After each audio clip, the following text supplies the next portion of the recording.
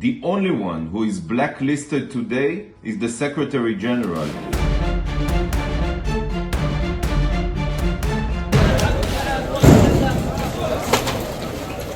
এই বর্বরতার যেন শেষ নেই। গেল ৮ মাসেরও বেশি সময় ধরে চলা ইসরায়েলি আগ্রাসনে প্রাণ গেছে ৩৬,৫০০-এরও বেশি নিরীহ ফিলিস্তিনির, যার মধ্যে ১৫,০০০-এর বেশি শিশু। এদিকে যুক্তরাষ্ট্রের দেয়া যুদ্ধবিরতির প্রস্তাবের মাঝেই গাজায় স্থল অভিযান শুরু করেছে দখলদার ইসরায়েলি বাহিনী।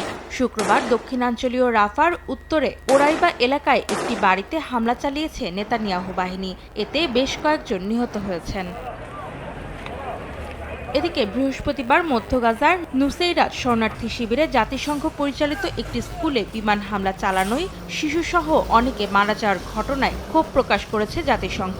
দখলদারদের বর্বর হামলায় শিশুরা বেশি ক্ষতিগ্রস্ত হওয়ায় ইসরায়েলকে কালো তালিকাভুক্ত করেছে সংস্থাটি। এই বিষয়ে ইসরায়েলকে আনুষ্ঠানিক বিজ্ঞপ্তিও দেওয়া হয়েছে। এতে বেজায় চটেছেন তেল আবিবের পররাষ্ট্রমন্ত্রী গিলাদ এরদান। নগদে ৫০০ টাকা বা তার বেশি পেমেন্টে পেতে পারেন ঢাকায় জমিসহ ২০ কোটি টাকার পুরস্কার।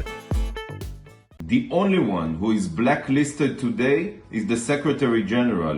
জাতিসংঘ মহাসচিবের এমন সিদ্ধান্তে অবাক ও বিরক্তি প্রকাশ করে তিনি বলেন, হামাস গাজার শিশুদেরকে ব্যবহার করছে সামরিক অস্ত্র হিসেবে।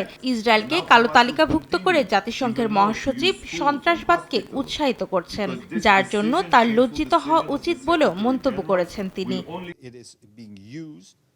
এদিকে ইসরায়েলের প্রধানমন্ত্রী বিনিয়ামিন নেতানিয়াহু জাতিসংঘের এমন সিদ্ধান্তের প্রতিক্রিয়া জানিয়ে বলেন, হামাসকে সমর্থন করে সংস্থাটি নিজেকে ইতিহাসের কালো তালিকায় অন্তর্ভুক্ত করেছে। অন্যদিকে ফিলিস্তিনের প্রেসিডেন্ট মাহমুদ আব্বাস জাতিসংঘের সিদ্ধান্তে সন্তোষ প্রকাশ করে জানান, অনেক আগেই ইসরায়েলকে কালো তালিকায় যুক্ত করা উচিত ছিল। অন্তরা সেন, সময় সংবাদ।